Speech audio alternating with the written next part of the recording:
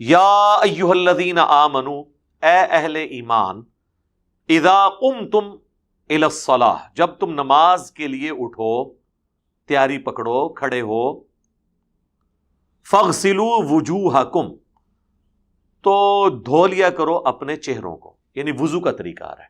اچھا، اب اس میں تو یہی لگ رہا ہے کہ جتنی دفعہ نماز کے لیے آپ نے کھڑے ہونا ہے آپ نے وضو کرنا ہے۔ قرآن خاموش ہے اس حوالے سے کہ اگر کسی کا پہلے ہی وضو ہے تو اس نے دوبارہ وضو کرنا ہے یا نہیں کرنا۔ قرآن کے تحت تو یہ کہ جب نماز پڑھنے لگو تو ایک دفعہ وضو ضرور کرنا ہے، تو اس سے تو یہ بھی اشارہ ملتا ہے کہ ہر نماز کے لیے الگ وضو ہونا چاہیے۔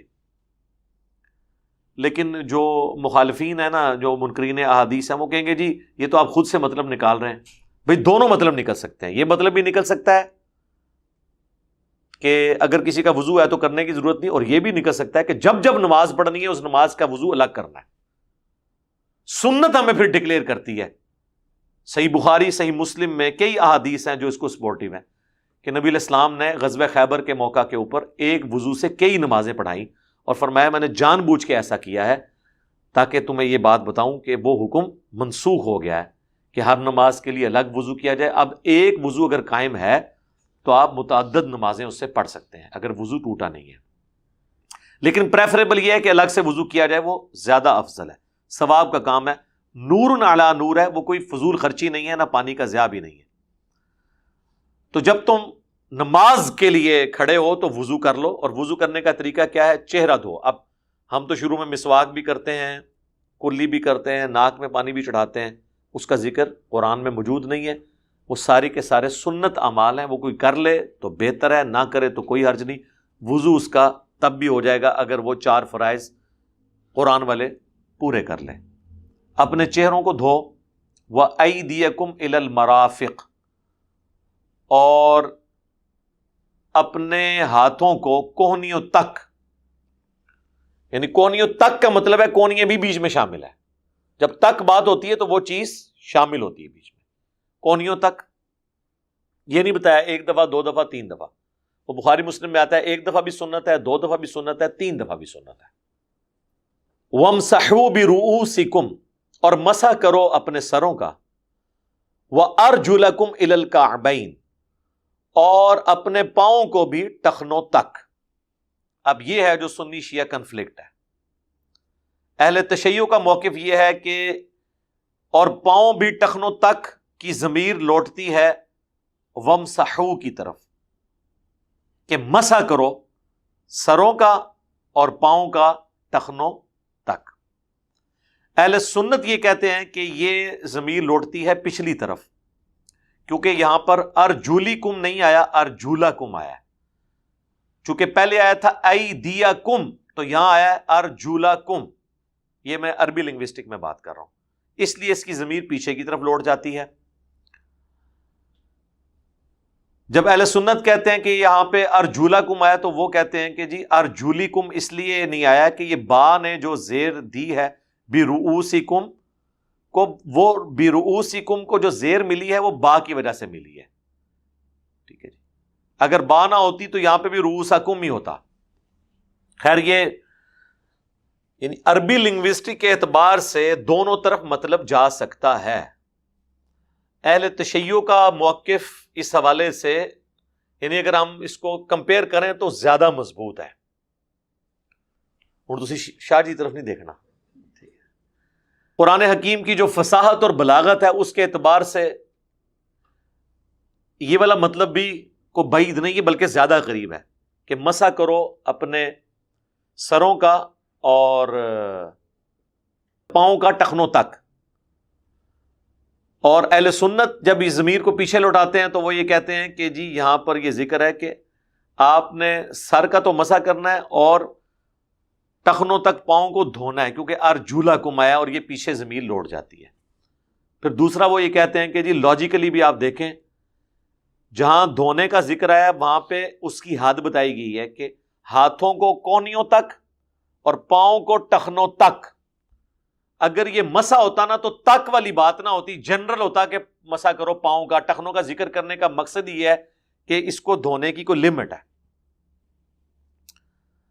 تو جب وہ یہ بات کرتے ہیں وہ کہتے ہیں اچھا پھر آ جاؤ جناب میدان، اگر آپ کی یہی لاجک ہے تو پھر وہ کہتے ہیں ہماری لاجک یہ ہے کہ اسی آیت میں آگے چل کے جو تیمم کا طریقہ آ رہا ہے، نہ پاؤں کا مسح ہے اور نہ سر کا، اور وہ کہتے ہیں اس کے پیچھے لاجک یہ ہے کہ وضو میں جو اعضاء دھونے ہوتے ہیں ان کا مسح ہوتا ہے تیمم میں، اور وضو میں جو اعضاء مسح کیے جاتے ہیں وہ تیمم میں ہوتے ہی نہیں ہیں۔ کیسی لاجک ہے؟ ان کے نزدیک وضو میں کون سے دو اعضاء دھوئے جاتے ہیں؟ چہرہ اور کونیا۔ وہ کہتے ہیں بس تیمم میں بھی یہی ہے۔ اور مسح کون سے دو اعضاء پہ ہوتا ہے؟ سر اور پاؤں۔ وہ کہتے ہیں دیکھیں تیمم میں یہ جو مسح والے تھے وہ اللہ نے نکال دیے ہیں، جو دھونے والے تھے ان کو مسح پہ شفٹ کیا۔ ظاہر ہے مسح کے بعد تو پھر زیرو ہی ہونا تھا نا، مسح اس طرف شفٹ ہوا، یعنی آپ دھونے کو کم طرف لے آئیں تو مسح بنتا ہے، اور مسح کو کم طرف لے جائیں تو وہ یہ ہے کہ اس کو چھوڑ ہی دو۔ اور یہ لاجک وہ پیش نہیں کرتے۔ المصنف ابن ابی شیبہ میں باقاعدہ ایک پورا چیپٹر ہے کہ ان اصحاب کا بیان جو پاؤں کا مسح کرنے کا قائل تھے وضو کے، اس میں صحیح سند کے ساتھ ہے۔ شیخ زبیر لذیذ صاحب نے اپنے رسالے میں بھی لکھا ہے کہ اکرمہ جو تھے تابعی عبداللہ ابن عباس کے شاگرد، وہ پاؤں کا مسح کیا کرتے تھے، اور وہ کہتے تھے میں قرآن کے حکم پر عمل کر رہا ہوں۔ اور کئی تابعین کے اقوال اسی چیپٹر میں لکھے ہیں، ان میں یہ لاجک بھی لکھی ہوئی ہے کہ جن اعضاء کو وضو میں دھویا جاتا ہے ان کا تیمم میں مسح ہوتا ہے، اور جن اعضاء کو آپ وضو میں مسح کرتے ہیں وہ تیمم میں ختم ہی ہو جاتے ہیں۔ تو اب یہ دونوں طرف یعنی بات چلی جاتی ہے۔ اہل سنت یہ کہتے ہیں کہ اگر آپ نے یہاں پہ پاؤں کا مسح مراد لینا ہے تو پھر، کیونکہ ایک اہل سنت کے ہاں قرات ایسی پائی جاتی ہے جس میں ارجولیکم بھی موجود ہے، اب ارجولیکم اگر آ جائے تو وہ تو پھر مسح ہی آئے گا۔ وہ کہتے ہیں یہ ارجولیکم والی قرات اس صورت میں جب آپ نے پاؤں پہ موزے یا جرابیں پہنی ہوں۔ اب مجھے بتائیں اگر کسی شخص نے جرابیں یا موزے پہنے ہوئے ہیں، وہ تو پاؤں کا مسح کرے اس کا وضو ہو جائے، اور جو ڈائریکٹ پاؤں کا مسح کر رہا ہے اس کا وضو نہیں ہو رہا ان کے نزدیک۔ اگر جراب کے اوپر مسح کرنے سے وضو ہو جاتا ہے تو ڈائریکٹ پاؤں کے اوپر بھی ہاتھ پھیرنے سے ہو جانا چاہیے، کیونکہ جراب کے کیس میں بھی تو آپ دھو کو نہیں رہے، خفین کے کیس میں یعنی موزوں کے کیس میں بھی آپ دھو تو کوئی نہیں رہے۔ اگر دھونا اتنا ضروری ہوتا تو چمڑے کے موزے پہنے میں آپ نے ایک دفعہ دھو کے پہن لیے نا، تو اس کے بعد اوپر سے ہی مسح کر رہے ہیں، اور ایک بندہ اگر ایک دفعہ پاؤں دھو لے اور وہ اوپر سے مسح کرتا رہے تو کیا مسئلہ ہے؟ اور اہل تشیع کے ہاں بھی یہی ہے، وہ کہتے ہیں اگر پاؤں گندے ہوں گے نا پھر پاؤں پہ مسح کرنے سے وضو نہیں ہوگا، آپ کو پاؤں دھونے ہوں گے۔ اس لیے آپ دیکھتے ہیں کہ بعض اوقات وہ آپ کو پہلے پاؤں دھوتے ہوئے نظر آتے ہیں، اور لوگ وہ کہتے ہیں وہ پاؤں سے وضو شروع کرتے ہیں۔ پاؤں سے وضو نہیں شروع کرتے، وہ بیسیکلی اپنے موزے پہن رہے ہوتے ہیں، یعنی پہلے پاؤں دھو لیا اب اس کے اوپر مسح کر لیں گے۔ باقی اہل سنت میں تو اتفاق ہے، اہل تشیع میں بھی ایک گروہ ہے زیدیہ جو یمن میں پایا جاتا ہے، وہ پاؤں دھونے کے قائل ہے، لیکن اہل تشیع کہتے ہیں یہ سنیوں کا فرقہ ہے، وہ اپنے آپ کو شیعہ سمجھتے ہیں، کہتے بھی ہیں کیونکہ وہ حضرت علی کو شیخین سے افضل مانتے ہیں اور حضرت میر معاویہ کے بارے میں سخت سٹانس رکھتے ہیں، لیکن چونکہ وہ شیخان کا بہت زیادہ احترام کرتے ہیں اور ان کے اکثر مسائل اہل سنت سے ملتے ہیں، تو اس لیے شیعہ کہتے ہیں یہ اہل سنت کا فرقہ ہے۔ بہرحال وہ زیدیہ، امام زید جو تھے وہ امام زین العابدین کے دو بیٹے تھے، امام باقر اور امام زید، اور امام زید استاد ہیں امام ابو حنیفہ کے، تو یہ ان کو فالو کر رہے ہوتے ہیں امام زید کو، یعنی امام زین العابدین جو امام حسین کے بیٹے تھے امام سجاد، ان کے دو بیٹے تھے امام باقر، یعنی ڈومیننٹ، ویسے تو اولاد اور بھی تھی، یہ ڈومیننٹ دو تھے، امام باقر جن کے بیٹے امام جعفر اور موسیٰ کاظم ہیں، اور دوسرے ہیں امام زید جو امام حنیفہ کے استاد بھی ہیں۔ تو وہ امام زید کو، انہی سے وہ قول مشہور ہے نا کہ انہوں نے چند غالی شیعہ کو دیکھا کہ حضرت ابو بکر عمر پہ سب و شتم کر رہے تھے، تو انہوں نے کہا کہ تم رافضی ہو گئے ہو۔ یہ رافضی کی جو ٹرم ہے نا امام زید نے کہا، یعنی تم نے اپنے امام کو ہی چھوڑ دیا ہے، رافضی ہو گئے ہو، جو اپنے امام کو چھوڑ دے۔ وہ پاؤں دھونے کے قائل ہیں۔ ویسے میرے نزدیک پاؤں جو دھونے والا موقف ہے یہ زیادہ سٹرونگ ہے اس حوالے سے کہ وضو میں یہ عموماً ہم جس طرح کی سوسائٹی میں رہتے ہیں پاؤں گندے رہتے ہی ہیں، تسلی نہیں ہوتی۔ ان انٹینشنلی شیعہ نے بھی دھونے کو مان لیا ہے، کیونکہ وہ پہلے تو دھو رہے ہوتے ہیں نا، تو دھو تو انہوں نے بھی لیا، بعد میں اس کے اوپر مسح کر لیا۔ باقی اگر پاؤں صاف ہو اور کوئی پاؤں کے اوپر مسح کر لیتا ہے تو ہم تو جراب اور چمڑے کے موزوں دونوں پہ قائل ہیں مسح کرنے کے، اس میں میری ویڈیوز ریکارڈڈ ہے. تو ڈائریکٹ بھی اگر پاؤں پہ کوئی مسح کر لیتا ہے تو اس کا وضو درست ہے. عبداللہ ابن عباس کے شاگرد اکرمہ، ان سے زیادہ اب کون قرآن جانتا ہے، اور اہل سنت کی کتاب ہے المصنف ابن ابی شیبہ. لیکن بعض لوگ نا وہ حدیث لے آتے ہیں بخاری مسلم سے، وہ کہتے ہیں بخاری مسلم میں حدیث ہے ایک سفر کے دوران ایڑیاں خشک رہ گئی تھیں اصحاب کی نا، تو نبی علیہ السلام نے کہا کہ ایڑیوں کی وجہ سے عذاب دیا جائے گا. اہل تشیع تو کہتے ہیں یہ حدیث فیبریکیٹڈ ہے کیونکہ قرآن کے خلاف ہے. وہ کہتے ہیں کہ حضرت عثمان غنی کے دور میں وضو کا طریقہ بدلا گیا، پہلے وضو کا طریقہ وہی چلتا تھا. میں اس حدیث کی تعویل کرتا ہوں کہ سفر کے دوران جو بندہ ریگستان کے سفر میں ہے اور وہ وضو کرنے لگا تو اس کو پاؤں دھونے چاہیے، ایڑیاں اس کی خشک نہیں ہونی چاہیے کیونکہ اس کے تو پاؤں گندے ہیں. وہاں پہ شیعہ بھی آپ کو یہ نہیں کہیں گے کہ ڈائریکٹ پاؤں پہ مسح کرو، وہ کہیں گے پہلے پاؤں دھو. تو اس کی تعویل ممکن ہے، ایسا کوئی مسئلہ نہیں ہے. باقی آپ کو صحیح بخاری میں بھی اشارہ ملے گا. اب میں اس طرح کی لینگویج نہیں استعمال کرتا ورنہ آپ کو بری لگے گی، میں کنٹرول الفاظ میں بات کرتا ہوں. صحیح بخاری میں ایک حدیث ہے کہ حضرت علی رضی اللہ تعالیٰ عنہ کوفے کی مسجد میں نا نماز ظہر کے بعد احکامات سکھایا کرتے تھے. چونکہ کوفے میں آپ نے دارالخلافہ شفٹ کر لیا تھا، تو ایک دفعہ آپ نے لوگوں کو وضو کر کے دکھایا. اینڈ پہ انہوں نے وضو کا بچا ہوا پانی کھڑے ہو کر پیا اور کہا کہ میں نے دیکھا ہے کہ تم لوگ کھڑے ہو کر پانی پینے کو معیوب سمجھتے ہو، جبکہ میں نے نبی علیہ السلام کو کھڑے ہو کے پانی پیتے ہوئے دیکھا ہے. عمومی سنت بیٹھ کے پانی ہے، لیکن کھڑے ہو کے بھی اگر کوئی پانی پیے تو جائز ہے، حرام نہیں ہے. وہ صحیح مسلم کی حدیث جو کھڑے ہو کے پانی پیے وہ کیا کر دے وہ منسوخ ہے اس حدیث کی وجہ سے. تو سیدنا علی نے یہ عمل کر کے بتایا. اب اس میں بڑے حیران کن بات ہے، وہ اتنی لمبی حدیث ہے لیکن اس میں الفاظ پتہ کیا ہیں؟ راوی کہتا ہے کہ حضرت علی نے وضو کیا، اس کے بعد یعنی وضو میں انہوں نے پھر ڈیٹیل دیکھیں کیا بیان کرتا ہے. چہرہ دھویا، دونوں ہاتھ کونیوں سمیت دھوئے. آگے آگے نہ راوی بھول جاتا ہے کہ دھویا یا مسح کیا. آگے راوی کہتا ہے، وہ جو نچلا راوی ہے، اوپر والے نے تو شاید پوری حدیث اس کو بیان کی ہو، نچلا راوی کہتا ہے اس کے بعد اسی طریقے سے انہوں نے ذکر کیا سر کا اور پاؤں کا. یار ایک لفظ اور ایڈ کر دیتا کہ سر کا مسح اور پاؤں دھونا، اور پھر اس کے بعد یہ ہے کہ وضو کا بچا ہوا پانی پیا. پھر لوگوں سے خطاب کر کے کہا کہ تم لوگ معیوب سمجھتے ہو، حالانکہ میں نے اتنی لمبی حدیث میں ایک جملہ کام کرنے کی کیا ضرورت تھی راوی کو؟ اس سے کوئی حدیث چھوٹی تو نہیں ہو جانی تھی. حضرت علی کی اپنی باتیں نقل کی ہوئی ہیں جو نبی علیہ السلام کے وہ ریفرنس سے بیان کر رہے ہیں، اور وہ اینڈ پہ کہہ رہے ہیں کہ میں نے رسول اللہ کو اس طرح وضو کرتے ہوئے دیکھا ہے. اس میں راوی جب وہ پاؤں کا اور سر کا ذکر آیا نا تو کہتا ہے اسی طریقے سے راوی نے پھر سر کا اور پاؤں کا ذکر کیا. کیا ذکر کیا؟ اسی طریقے سے ذکر کیا، تو اس کا مطلب ہے سر دھویا، تو وضو میں تو نہیں دھویا جاتا. اب اہل تشیع کہتے ہیں کہ یہاں پہ مسح ہی تھا، وہ راوی نے اس کو سکپ کر دیا. مجھے بھی بعض اوقات شک پڑتا ہے کہ شاید ایسا ہی ہوا ہو. اور یہ راوی سے مراد میں امام بخاری نہیں لے رہا، امام بخاری سے اوپر کئی ایک واسطے ہیں. یہ نہ ہو کہیں کل کو کہتے ہیں امام بخاری کے اوپر فتویٰ لگا دیا. باقی اور اہل سنت کی کتابوں میں یہ روایتیں جب اس طرح ملتی ہیں تو وہ مسح کے ذکر کے ساتھ ملتی ہیں. اس کو کوئی جھگڑا نہیں بنانا چاہیے. اگر ہم جرابوں پہ مسح کے قائل ہیں، بہرحال میں نے یہ حنفی جو ہیں وہ چمڑے کے موزوں پہ مسح کے قائل تھے، جرابوں پہ نہیں تھے. جب میں نے خالی پاؤں پہ مسح کی بات شروع کی انہوں نے کہا سر آپ جراب پہ کر لیا کریں، خالی والا کام نہ کرو. جس طرح یہ یزید اور امیر شام کا مسئلہ شروع ہوا، جب ہم نے بتایا کہ یزید کو بنایا کس نے تھا، پھر جنگ صفین کو ذکر کیا، وہ کہتے ہیں جناب یزید نو گالا بھی کاٹ لو اتے نہ جاؤ. تو فائدہ ہوتا ہے نا، تھوڑا سا دبانے سے کوئی بیسک مسئلہ تو مان لیتے ہیں نا.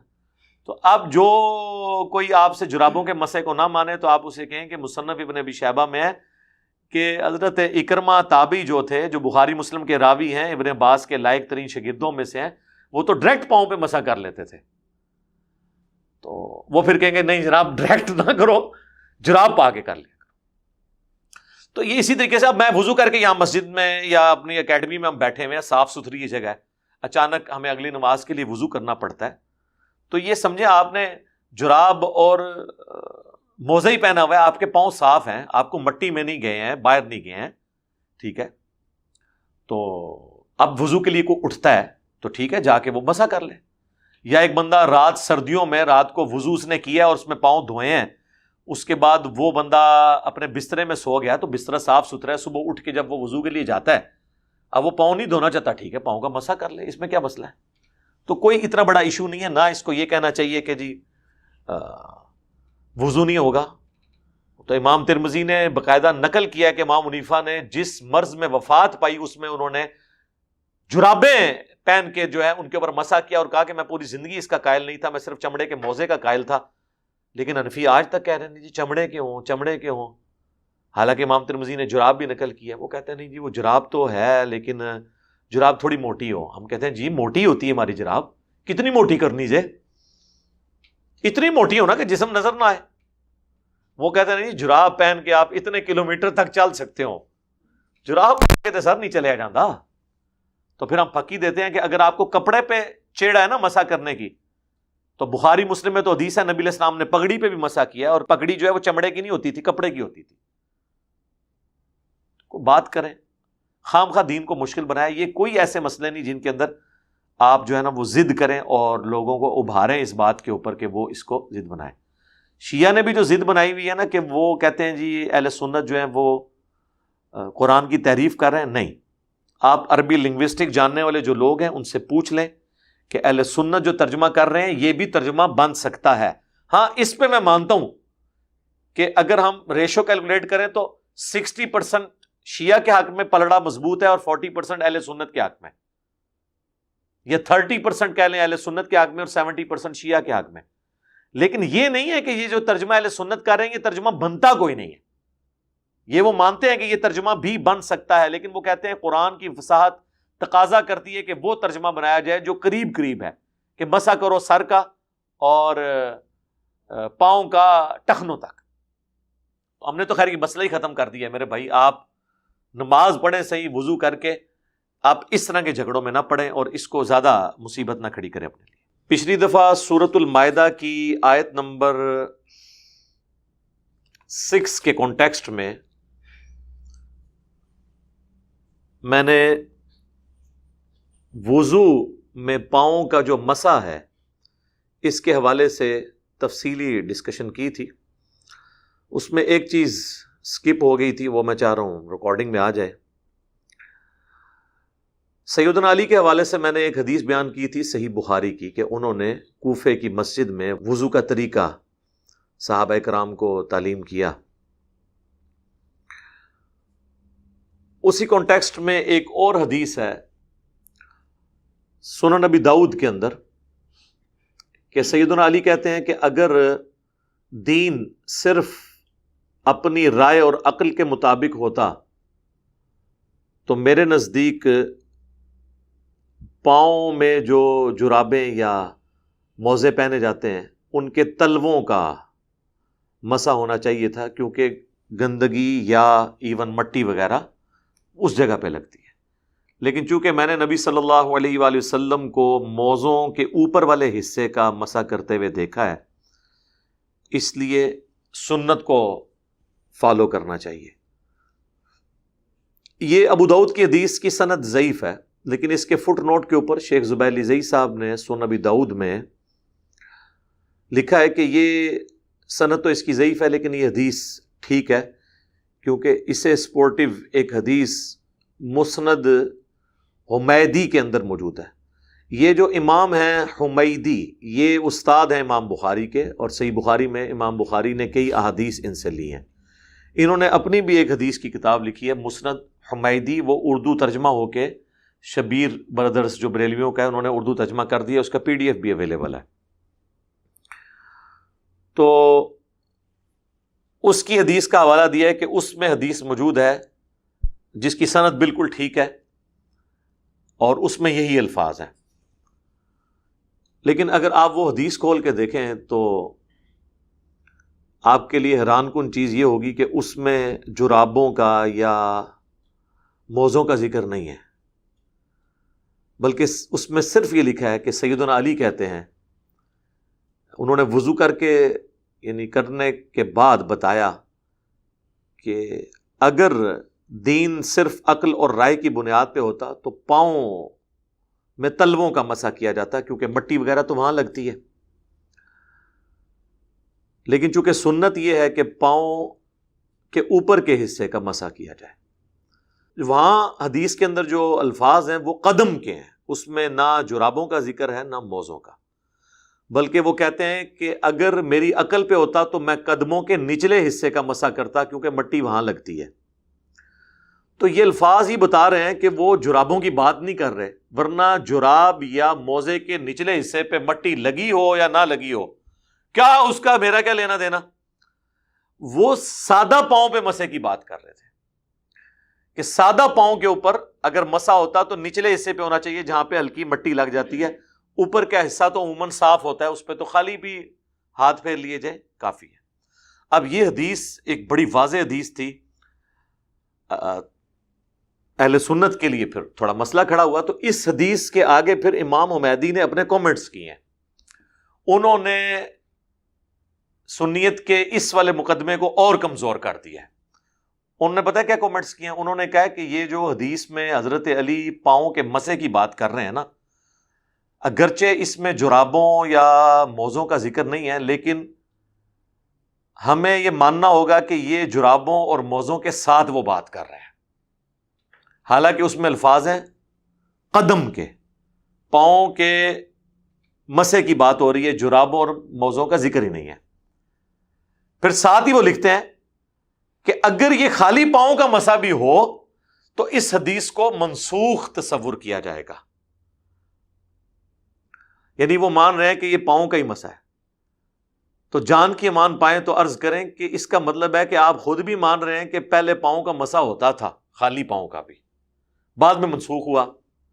ہم آپ سے یہ نہیں پوچھتے کہ منسوخ کب ہوا، ہم یہ پوچھ رہے ہیں کہ وہ حکم کہاں آیا ہوا تھا، ذرا وہ بتائیں۔ قرآن میں ہی آیا ہوا تھا اور کہاں آیا ہوا تھا؟ تو کوئی آیت ہمیں یہ کوئی حدیث مجبور نہیں کرتی کہ قرآن کے کسی حکم کو منسوخ کریں۔ یہ بات کر کے خود پھنس گئے امام حمیدی، یہ کمنٹس کر کے خود پھنس گئے کہ پہلے اگر مسح تھا نا پاؤں کا تو منسوخ ہوا۔ تو میرے بھائی تو اس طرح کی تو کئی حدیثیں ہیں، جیسے صحیح مسلم میں امام مسلم پہلے حدیث لے کے ہیں کہ نبی علیہ السلام نے آگ پہ پکی ہوئی چیز کھائی اور اس کے بعد وضو کیا۔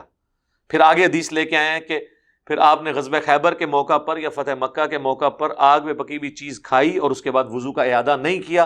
اس سے امام مسلم نے ثابت کیا کہ وہ حدیث منسوخ ہے۔ تو پہلے تھی نا، ہم یہ پوچھتے ہیں آپ تو سرے سے پاؤں کے مسح کے قائل ہی نہیں تھے، تو وہ حکم کون سا ہے جو منسوخ ہوا ہے؟ وہ حدیثیں کدھر گئیں جن میں پاؤں کے مسح کا ذکر تھا؟ حدیث تو کوئی بھی نہیں ہے، قرآن کی آیت ہی ہے۔ پھر اگلی بات، قرآن کی آیت کو کون سی حدیث منسوخ کر سکتی ہے؟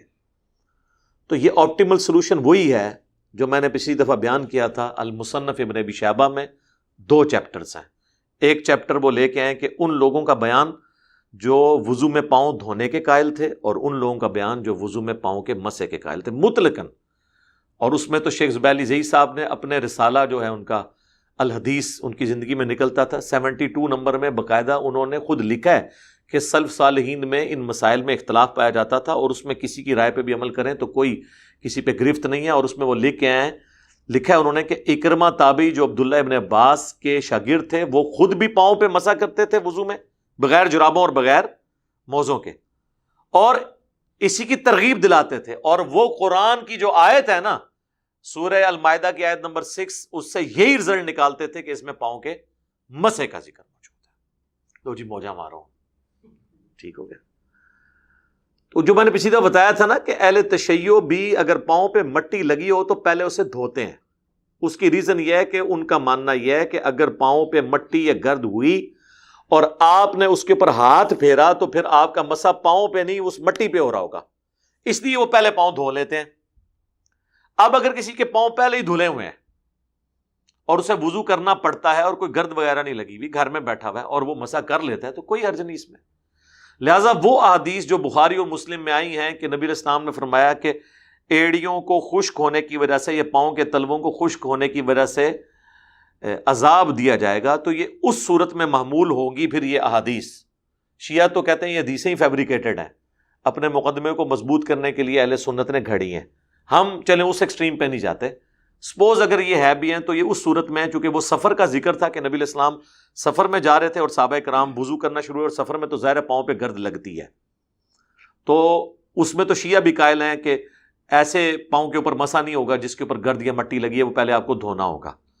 الٹیمیٹلی اہل تشیع بھی ان انٹینشنلی پاؤں کے دھونے کے قائل بھی ہیں اس حوالے سے. تو یہ دونوں ایکسٹریمز تھی. میں نے کوشش کی ہے کہ میں اس کو کور کر دوں اور اس موضوع کے ساتھ انصاف کیا جائے. کافی گفتگو ہم پچھلی دفعہ کر چکے تھے، کچھ میں نے اس میں بھی کر دی.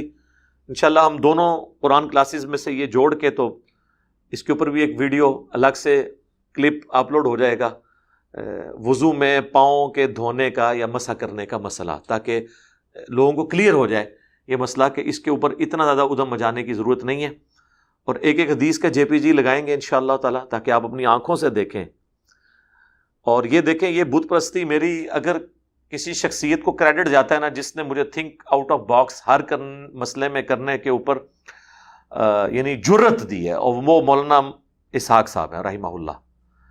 یعنی انہوں نے یہ جو دماغ میں بات ڈال دی نا کہ بڑے سے بڑا بندہ بھی غلطی کر سکتا ہے، ایون اس سے بلنڈر بھی ہو سکتا ہے کسی بڑے ایشو کے اندر، لیکن اس سے اس کا مرتبہ ختم نہیں ہوگا. بس اس غلطی کو غلطی کہہ کے آپ اپنی اصلاح کر کے آگے چلے جائیں گے. اب یہ پیٹنا اس بات کو کہ یار اس سے غلطی کیسے ہو گئی، یہ تو اسی طریقے سے ہے کہ کوئی یہ کہے کہ ہم زمین پہ بیٹھ کے اللہ کی نافرمانی کرتے ہوئے ڈرتے ہیں، اور حضرت آدم علیہ السلام جنت میں اللہ کے قرب میں ہو کے بھی انہوں نے وہ فاربیڈن فروٹ جو تھا وہ کیوں کھا لیا. تو اب یہ خام خواہ کا ایک رونا رونے والی بات ہے. حق پرست ہونا چاہیے انسان کو، سچائی قبول کرنی چاہیے، خام خواہ کے معاملات اس طریقے سے نہیں بگاڑنے چاہیے. دیکھیں جہاں پہ جس کی جو بات غلط ہے ہم اس کو بالکل ہائی لائٹ کرتے ہیں. اگر میں اہل سنت کو کہیں پہ کرٹیسائز کرتا ہوں، جہاں جہاں پہ اہل تشیع نے ڈنڈی ماری ہے وہ بھی ڈنکے کی چوٹ کے اوپر، میں کوئی لحاظ نہیں کرتا کہ عقیدہ امامت جو انہوں نے گھڑا ہے یہ صراحتاً قرآن و سنت کے منافی ہے. اور بعض اوقات جو غالی ہیں وہ تو اس لیول کے اس کے اوپر لے جاتے ہیں کہ ہم پھر مجبور ہوتے ہیں کہ ہم انہیں پھر ان لوگوں کی صف میں لا کے کھڑا کریں جنہوں نے ختم نبوت کے اوپر ڈاکہ مارا ہے. تو میں کوئی لحاظ نہیں کرتا. نہج البلاغہ سے میں نے باقاعدہ خطبہ پیش کیا تھا کہ مولا علی جو ہیں نبی علیہ السلام کی میت پہ کہتے ہیں کہ یا رسول اللہ آپ کی وفات عام انسانوں کی وفات کی طرح نہیں ہے، بلکہ آپ کی وفات کی وجہ سے آسمانوں سے وحی کا سلسلہ منقطع ہوا ہے جو دوبارہ اب کبھی بھی بحال نہیں ہوگا، یعنی ختم نبوت. اور ساتھ ہی یہ انہوں نے بتا دیا کہ عقیدہ امامت ڈیوائن نہیں ہوگا، اب اللہ کی طرف سے کسی کو کوئی وحی نہیں آئے گی، کوئی کشف نہیں آئے گا. اور ساتھ ہی انہوں نے یہ کہا کہ اگر آپ نے ہمیں منع نہ کیا ہوتا تو ہم آپ کی میت کے اوپر نوحہ کر کے آہو بکا کر کے اپنے آپ کو ہلاک کر لیتے. تو اس سے میں نے یہ بتایا کہ ماتم نوحہ اس حوالے سے نوحہ کے جس میں چیخو پکار ہو، ایک تو ہے کہ آپ نظم کے انداز میں کرتے ہیں، وہ بالکل ثابت ہے. اس طرح کا کرنا، یہ مولا علی کے ایک خطبے میں یہ دونوں بنیادی چیزیں ماتم اور عقیدہ امامت، اس کو مولا علی نے اکھاڑ کے پھینک دیا. اس کے جواب میں بعض شیعہ علماء نے کہا کہ نہیں، وہ حضرت علی نے جو نوحے اور ماتم کی نفی کی ہے نا، وہ کی ہے نیچرل ڈیتھ کی. کہ وہ کہتے ہیں، ہم بھی کہتے ہیں کہ جس کی ڈیتھ نیچرل ہو اس کے اوپر ماتم نہیں ہونا چاہیے. ہم تو حضرت حسین کی مظلومانہ شہادت کے اوپر ماتم کرتے ہیں. سارے ائمہ اہل بیت قتل کیے گئے ہیں، اور یہ بات ٹھیک ہے، بالکل ٹھیک ہے. حضرت علی بھی شہید، حضرت حسن بھی شہید، حضرت حسین بھی شہید، پھر امام باقر، امام جعفر، امام زین العابدین، یہ سب کے سب لوگ اپنے اپنے اوقات میں حکمرانوں کو ہمیشہ ان سے دھڑکا لگا رہتا تھا. وہ کہتے ہیں کہ ہم اگر ان کا نوحہ کرتے ہیں چیخو پکار کے ذریعے یا ماتم کرتے ہیں تو یہ اس لیے کہ یہ مظلوماً شہید کیے گئے ہیں. اور سورہ النساء میں اللہ تعالیٰ نے فرمایا ہے پارہ نمبر 6 کے سٹارٹ میں کہ اللہ تعالیٰ برائی کا ذکر بلند آواز سے پسند نہیں کرتا سوائے اس شخص کے کہ جس پر ظلم کیا گیا ہو. تو چونکہ ہم مظلومین ہیں، ہمارے ائمہ پہ ظلم ہوئے ہیں، اس لیے ان کے اوپر ہم کرتے ہیں. عام میت کی حالت میں وہ کہتے ہیں حضرت علی کا خطبہ بالکل ٹھیک ہے کہ ماتم کرنا، نوحہ کرنا حرام ہے. ہم کہتے ہیں جناب شکر الحمدللہ آپ اتنا تو مان گئے، اب ظاہر ہے اس سے آگے کیا کریں، یہ تو ماننا ہی پڑے گا نا انہیں، خطبے کو تو فراڈ نہیں کہہ سکتے. تو سر اس میں پھر مجھ سے علمی پھکی لے لیں. آپ تو کہتے ہیں کہ رسول اللہ کو بھی قتل کیا گیا زہر دے کے، تو نبی علیہ السلام تو آپ کے نزدیک شہید ہوئے ہیں. تو جب نبی علیہ السلام شہید ہوئے ہیں، کہتے ہیں نا جی، تو نبی علیہ السلام تو شہید ہوئے تھے، پھر تو حضرت علی کو یہ کہنا ہی نہیں چاہیے تھا، ان کو تو نوحہ کرنا چاہیے تھا. بلکہ وہ پھر حضور کی میت پہ کہتے ہیں یا رسول اللہ جو آپ نے نوحے سے منع کیا تھا وہ تو نیچرل ڈیتھ کے لیے کیا تھا، آپ کو تو قتل کیا گیا، لہٰذا ہم آپ کی میت کے اوپر نوحہ کریں گے. تو ایک مسئلہ بچاتے ہیں تو دوسرا ہاتھ سے جاتا ہے، دوسرا بچاتے ہیں تو وہ جاتا ہے. اگر یہ مانتے ہیں کہ میت پہ نوحہ کرنا حرام ہے نیچرل ڈیتھ پہ، تو ان کو یہ ماننا پڑے گا کہ نبی علیہ السلام کی نیچرل ڈیتھ ہوئی ہے. لیکن وہ کہتے ہیں رسول اللہ کو تو قتل کیا گیا، جس پہ میری ویڈیو بھی ریکارڈ ہوئی تھی، رسول اللہ کا قاتل کون، وہ حدیث لدود کے بارے میں جو آپ کے صحیح بخاری میں آتا ہے کہ منہ میں دوائی ٹپکائی گئی جو یہ کہتے ہیں زہر دے دیا. تو اگر آپ یہ مسئلہ مانتے ہیں پھر دوسرا مسئلہ آپ کا گیا. اگر رسول اللہ کی شہادت مانتے ہیں آپ، تو پھر حضرت علی حضور کی میت پہ کیوں کہہ رہے ہیں یا رسول اللہ ہم تو نوحہ نہیں کریں گے؟ اس کا مطلب ہے شہید کے اوپر بھی نوحہ اور آہو بکا اور ماتم نہیں ہو سکتا. تو ہماری تو ون ون سچویشن ہے. کیوں؟ کیونکہ نہ میں وہابی نہ میں بابی، میں ہوں مسلم علمی کتابی. تو آپ سے بھی ہم عرض کریں گے کہ مرنے سے پہلے اے مسلمان کر لے اس پہ غور، کتابوں کا خدا اور ہے، بابوں کا خدا اور. بکش بنیں گے تو پھر میرے بھائی ایک رول رکھنا پڑے گا. پنجابی میں کہا جاتا ہے یہ نہیں ہے کہ چھڈو ماجھ ہیٹھ تے جاندہ کٹے ہیٹھ ہے، یہ نہیں ہوگا. جب بھینس کے رول کی بات ہو رہی ہے تو پھر بھینس کی بات ہوگی. یہ نہ ہو کہ آپ کی باری آئے تو آپ بھینس کو جو ہے وہ بھینسا بنا لیں، ایسے نہیں ہو سکتا. بہرحال یہ چند ایک باتیں تھیں جو میں نے ضروری سمجھی کہ اس کے ساتھ ریکارڈنگ میں آ جائیں انشاءاللہ. قرآن حکیم میں جہاں جہاں کریٹیکل آیات آ رہی ہیں، بون آف کنٹینشن بنی ہوئی ہیں، چاہے وہ اہل سنت اور اہل تشیع کے درمیان ہو یا اہل سنت کے اپنے فرقوں کے درمیان ہو، میری کوشش ہوتی ہے کہ میں ان کو اس طرح آسانی سے جانے نہ دوں، تاکہ کل کو جب یہ قرآن کی ریکارڈنگ کوئی سنے تو اس کو پتہ چلے واقعی کوئی ایفرٹ پٹ ہوئی ہے. ورنہ تو آپ قرآن کی تفسیر اٹھائیں تو وہ تو پرانے زمانوں کی ہیں، ان میں تو وہ اختلافی موضوعات ڈسکس ہی نہیں جو آج ہمارے اصل مسئلے ہیں. آج کل بھی اگر کوئی بولتا ہے تو وہ اپنے فرقے کے حوالے سے بولتا ہے، درمیان کی بات کو بتاتا ہے نہیں کہ اصل بات کیا تھی.